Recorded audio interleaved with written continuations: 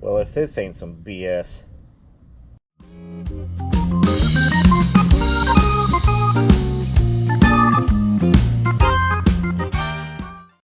Well, as you can see, I'm knee deep in changing a water pump on a transversely mounted 60-degree V6 in a mid-engine car.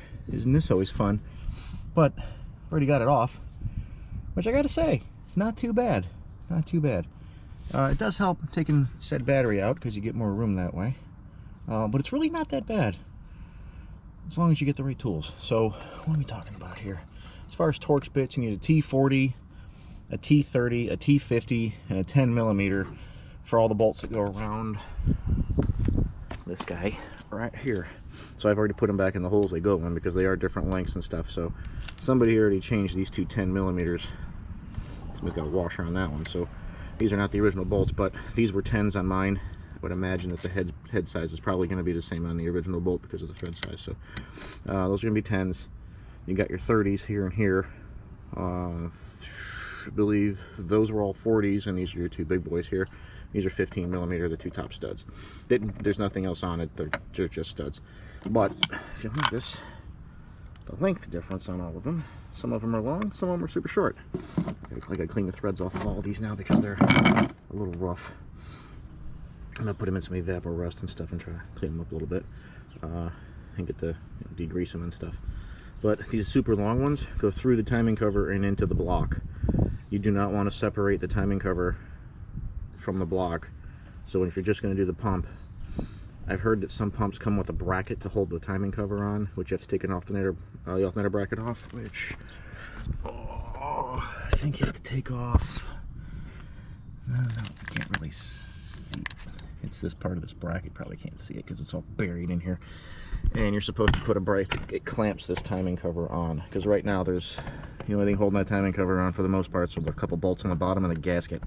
You do not want to separate that because you don't want coolant getting into your oil. So I would recommend being really, really careful if you're going to do this job. It's not that bad. I mean, I've only been out here for, I don't know, maybe an hour, if that. Most of that's walking back and forth to the toolbox. So conveniently though, at least some of the GM engineers thought this through. This spot here, if you can kind of see it, let's turn my light on. Yeah, right there. Get the garbage out of it. So you got this recess, right? And there's a bolt here. When the water pump's on, it's flush and this is all open. That's where you put your pry bar, and don't pry on it, twist it, and it'll pop the pump right off without moving the cover. That way you're not pulling on this cover at all and disturbing it. So I need to get down here and scrape off the rest of the gasket material. Obviously clean up my disaster. My drain bucket got about 90% of the coolant. It's all nice and bright green though, so I guess that's a plus. It wasn't all nasty.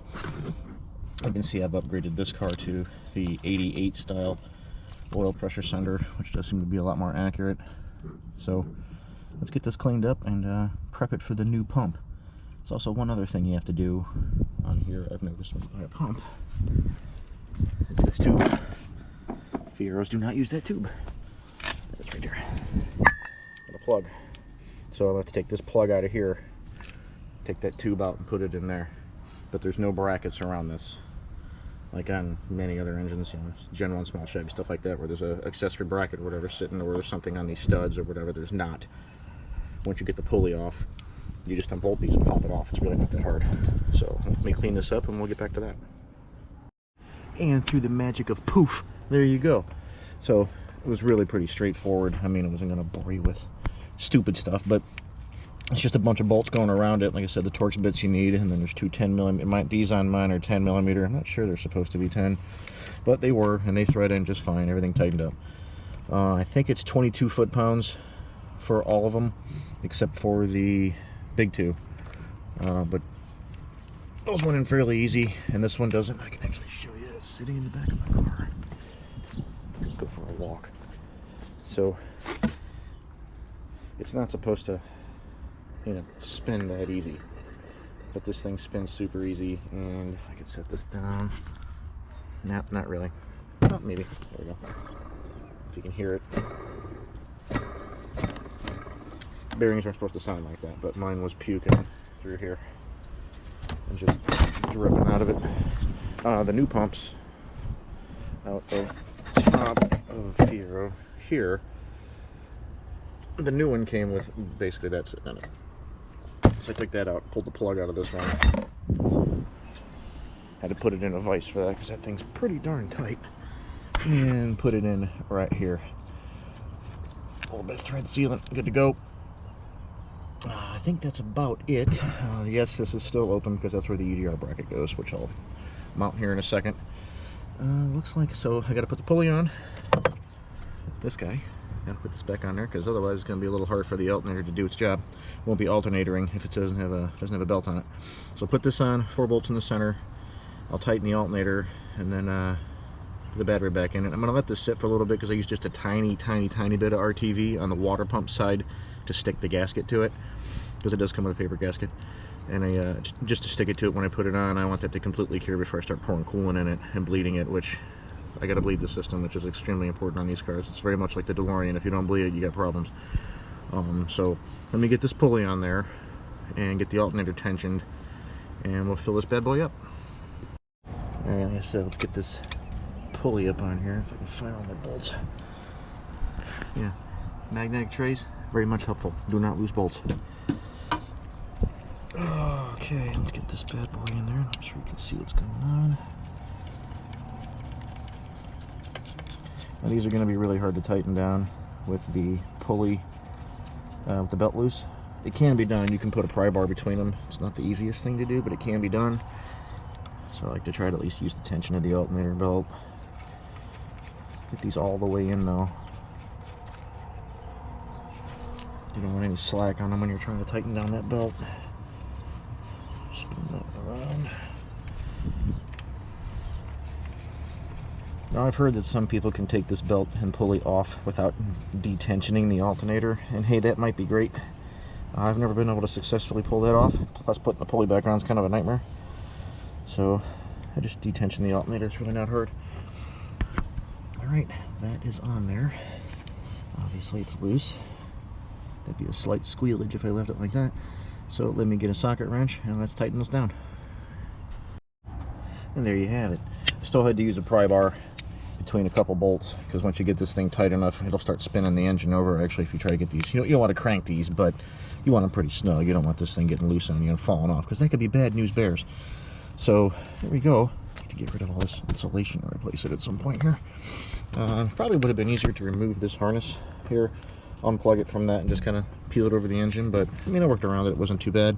Getting this pump off probably took maybe an hour, if that. Putting it back on took a little longer because I cleaned everything, obviously, and you know, put the gasket on it. And took my time with it. Didn't really go crazy. But now I got to put the EGR back on, which bracket, as I just dropped it because it's pretty awesome. Which goes here.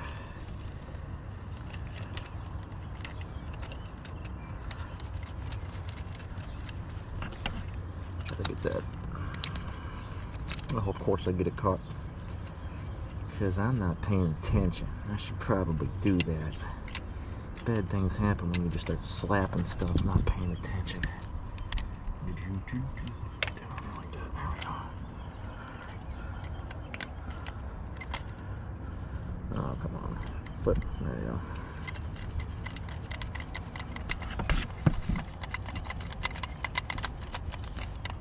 That should sit over about there, so. Okay, that'll sit there. The EGR control solenoid sits there, which is what this goes to, and the vacuum lines and stuff. So, I believe that's a 15, which I don't know if I have out here.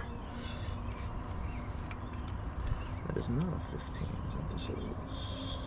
I think that's a 15. So we'll get this, let me tighten this down, put the EGR valve, control solenoid back on here, and attach those. We'll slap the battery in it.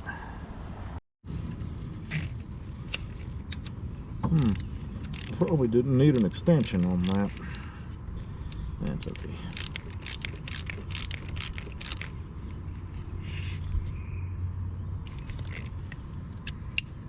Okay. Screw out.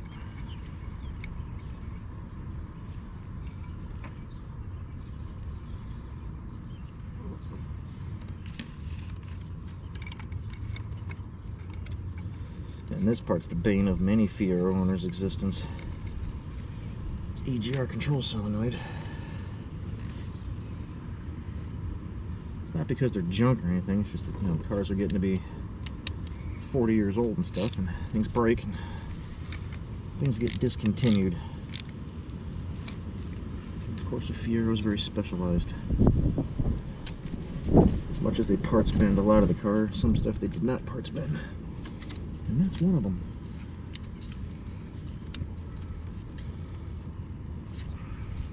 Alright, we'll grab the battery. Decided while it was out, now was also a good time to charge the monster. So, get the battery in here. I gotta get the shield, which is somewhere in the trunk. Put that back in, get the battery in, and get ready to fill it with coolant. There it is, all back together. I've already gone through the bleed procedure. I'll just kind of run through it real quick here, because I didn't have my camera out and it was getting dark anyway. So you're going to pull this cap off here, which is your thermostat cover cap. The stat is directly under that.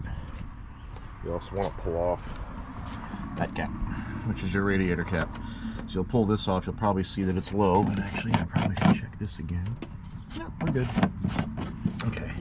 You can fill this at the very end, but that's not really important. Just make sure that there's some coolant in it to begin with. Keep this cap off. We'll come back to here.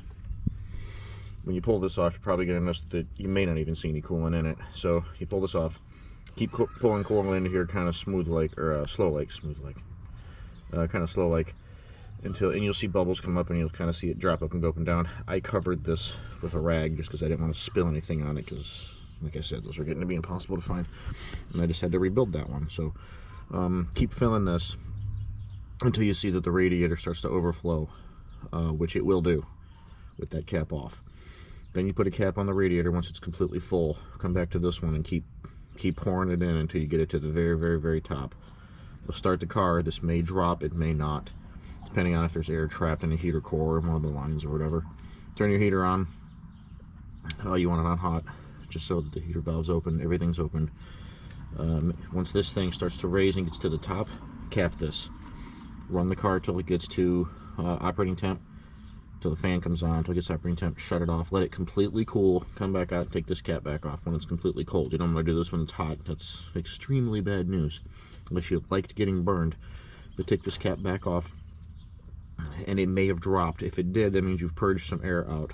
Fill this back to the top, fill your overflow bottle, fire it back off, and you should be good to go. Sometimes you can just put a pressure tester on the radiator cap once that side is full, and you can keep pumping pressure into it, and you may end up blowing the air out of here, maybe, but I've never done that on a Fiero. I just kind of do it this way and it works just fine. Same thing I do on my DeLorean, which is rear engine, so, which kind of has a similar setup than this, because the coolant tubes go from here all the way to the front of the car, and on a standard car they don't. They just go from, you know, here to a couple feet away to a radiator. This is different. So you have to purge the air out and make sure you get all of the air out of the system. If this thing had a bleeder, that would be awesome, like modern cars do, but this was built way before bleeders were even a thing.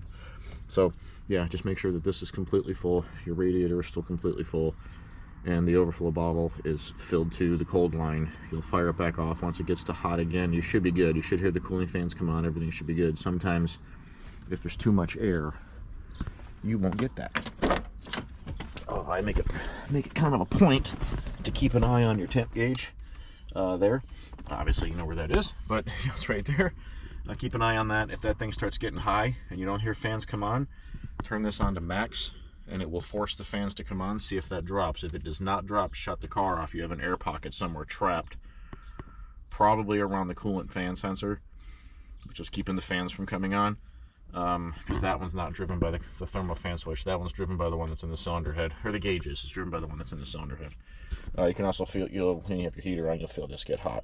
If this never gets hot, then you've got air jammed in your heater core. But that's why you want to turn this on, so that there's a heater control valve, depending on the car, if it's got a heater control valve. It'll force coolant through the heater too and kind of force that air up. It's going to try to force it to the highest point. You just don't want it getting caught anywhere. For sure, you need to get all the air out. Getting air jammed up in a system is bad, especially if it gets trapped around the thermal fan switch and just never turns the fans on. But you can force the fans on if everything else is working by hitting max here. You hit max. It doesn't matter what your fan speed is, but as long as you hit max, it overrides everything and grounds the cooling fan relay and forces your fans to come on. So if you ever see your gauge, getting anywhere near that red, tap the max button here, and the fans should come on. You'll hear them, and you might even see a slight dip here for a split second in your voltage, and that should start pretty quickly going down. It won't drop real super fast, but it should start to slowly go down. If it doesn't go down, it's still going up. Shut everything down. You got an air pocket somewhere. You want to keep repeating that procedure as many times as you have to get all of the air out. Once the air is out, great, cool. Put all your caps back on, fill your bottle, you're ready to rock. You also want to check. You might not be able to see it because I put the car back together. Yeah, with the vent off, you can see it. When the car's running, check around your water pump all the way around it to make sure there's no leaks. Check under the car, there's no leaks. Make sure your cap doesn't have leaks. This has got a good gasket on it. This one on this car did not. Half of the gasket was rotted out some time back, so I changed it and put a new one on it. That's why it's so shiny. The one on the radiator is actually still good, still holds pressure, so I'm not messing with that. At least not for now. But that's pretty much it. Once you're done, you're ready to rock. So this thing is ready to go back on the road, and that's exactly what we're going to do with it. But now, what else we got going on? Oh yeah, batteries being charged. That's a non-stop thing around here, charging batteries.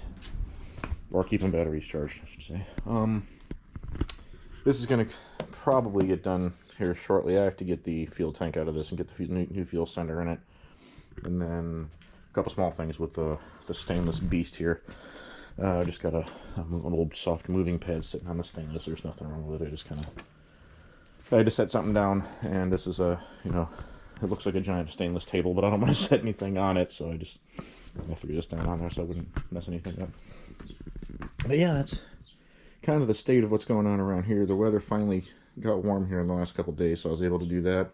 As you can see, the Cadillac's all jacked up because the rear brakes had to come off of it.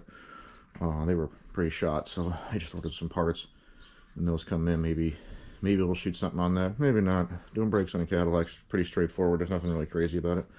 But yeah, please subscribe. Hit the like button, notification button, smash the bell, as they say, and stay tuned because there's going to be some interesting stuff coming up, especially with the red Trans Am here. I think I've already shown the interior. Nothing's really been done yet this year because obviously it's... Oh god, look at this. Look at that. Car does that every year. But yeah, see? Steering wheel's in, console. There's something coming up with that. And, the seats are back in. I think they were in before. But yeah, so I got a lot of stuff coming up for this. There's a lot of parts being built. I just laid up some glass today for this, so I'll pull that back a little bit. But yeah, that's where we're going with that. Not much else going on around here. I still got to do the door piston, door strut on this side. As you can see, the door doesn't quite open all the way on its own. If I lift it up, it will stay. As it gets warmer outside, when this thing gets out, and these things get warm, they definitely work better, but that's still a sign of it wearing out, so I got to do that. I'm going to do that coming up here, but other than that, this thing's doing just fine. Just got to get it out of the garage. And then the fuel sender on the 84. So, like I said, thanks for going along this journey with me. I know this one wasn't really super in-depth, but the water pump on a Fiero is so easy to do. Anybody with basic hand tools can do it. I did jack the car up and pulled the right rear wheel off. You don't have to do that. You can do it without doing that, but it just made it a little easier for me to get to the adjuster bolt on the alternator. Which I may be able to show with the car on the ground. Yeah, maybe not. I'll take a look. Go for a little walk. Yeah, let's see if we can see it. Well, not from this angle, that's for sure. Yeah, you can't really see it from here, but it's right back in there. You definitely can't see it from up here, because here's your top pivot bolt is there. The adjuster bolt's on the bottom. I think it's a 13 if I remember right, but it was just easier for me to pull the wheel. I've known there's people that can do it without. You can just climb way up under there, but it was easier for me to pull the wheel. And then yeah, I put the battery's back in, the battery guard's back in. I like keeping this guard. I've seen a lot of cars without it, and yeah, I know that there's a battery hold down bolt, and hopefully that still works in your car. If it doesn't, this battery can still slide that way, and the belt can cut into it, and that's a whole lot of bad news. Nothing like leaking battery acid all over your car. And yeah, I gotta get this insulation out of here. I wonder if anybody repops that yet. It's getting a little worn, but yep, there it is, back on the road.